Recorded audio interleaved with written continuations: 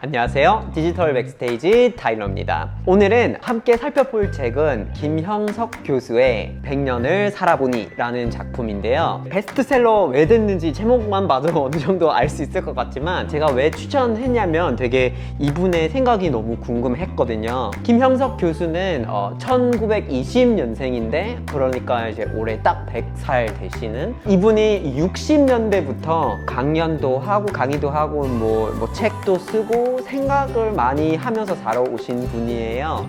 근데 이 책이 어떻게 시작이 됐냐면 90세가 되면서 본인의 노년기에 대한 생각을 더 많이 하게 되고 그 노년기를 보내면서 깨우친 부분들이 있는데 가치관하고 인생관을 소개하는 책입니다. 크게 5가지 주제로 나뉘어 있는데요. 일단은 행복론이 있고요. 결혼과 가정, 그리고 우정과 종교, 그리고 돈, 성공, 명예, 마지막은 노년의 삶인데요. 그래서 이 5개를 사실 생각을 안 해보는 사람이 없을 것 같아요. 그래서 그런 점에서는 뭐 독특한 건 없지만, 그런데 100년 가까이 살아오신 분의 이런 거에 대한 생각을 엿볼 수 있는 기회가 거의 없으니까 사실은 굉장히 집중해서 읽어볼 만한 그런 작품이라고 생각했습니다. 여러분은 뭐 노년기가 언제부터 시작한다고 생각하시나요? 60인가? 70인가? 90인가? 잘 모르시겠죠? 그러면 언제부터 늙는 걸까요? 사실 그것에 대한 의견이 굉장히 분분할 것 같아요. 태어나는 순간부터 늙어간다 이렇게 생각할 수도 있죠. 근데 그러면 이 늙는 거를 우리가 그거를 어떻게 생각을 해야 할까? 대부분은 늙는 거를 이제 신체적인 성장이 끝나서 기능이 서서히 하강하는 그런 기간이 시작하는 시점부터 생각을 하거든요. 그런데 김형석 교수는 사실은 생각이 많이 달라 보이는데요. 성장을 일단은 하고 있으면 어떤 성장이든 그러면 늙고 있지 않다라고 해석을 하시고요. 그리고 60세부터 75세까지의 기간은 웬만한 사람들은 다 그게 이제 늙어가는 시간이라고 생각을 하지만 이분은 황금기라고 표현을 하십니다. 김형석 교수가 10년대에 미국에 있었는데 60부터 삶이 시작한다는 얘기를 듣고 본인의 인생이 바뀌었다고 하십니다. 삶에 대한 어떤 접근법이 바뀌셨을 텐데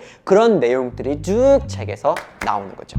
특별히 좀 재밌게 봤던 부분이 있었어요. 80쯤의 나이가 평가의 기준이 되면 좋을 것 같다는 말이었어요. 이런 걸 보면 저는 제 인생에 80에 대해서 생각을 해본 적이 없어요.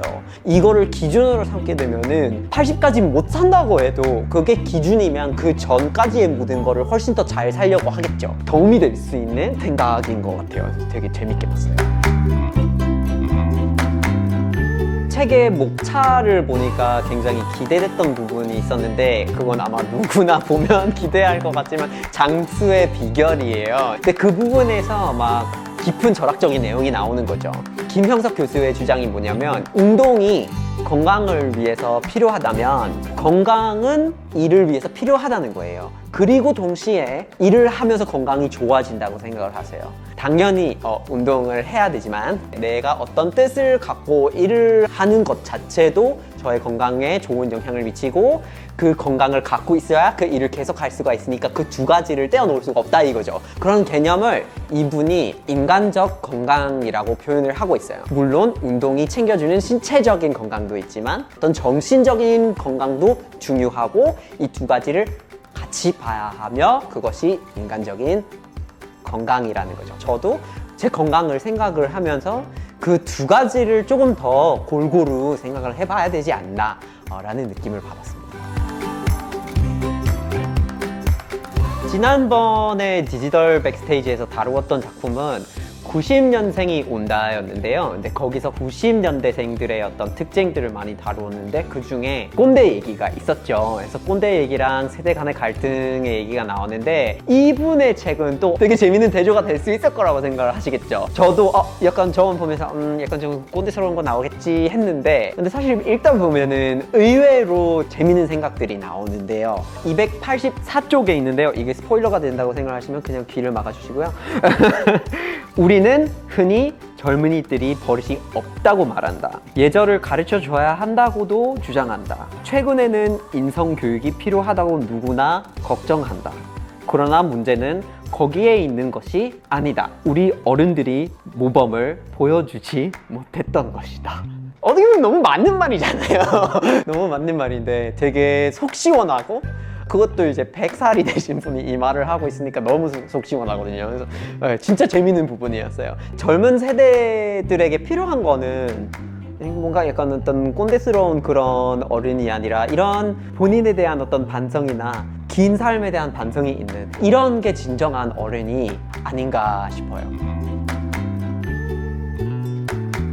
누구나 뭐 어디에 가도 조언을 많이 듣게 돼 있어요. 특히 한국 문화에서는 뭐 윗분들한테 많이 이제 조언하고 격언을 많이 듣게 돼 있어요. 뭐 그런 조언을 너무 많이 듣다 보니 좀 무섭다고 생각하실 수도 있는데, 그냥 오래 산 멋진 사람의 생각들 들여다보고 있다, 그렇게 생각을 하시면 굉장히 재미있는 독서가 되실 것 같습니다. 그럼 오늘의 디지털 백스테이지는 여기까지입니다. 다음에 꼭 만나봐요.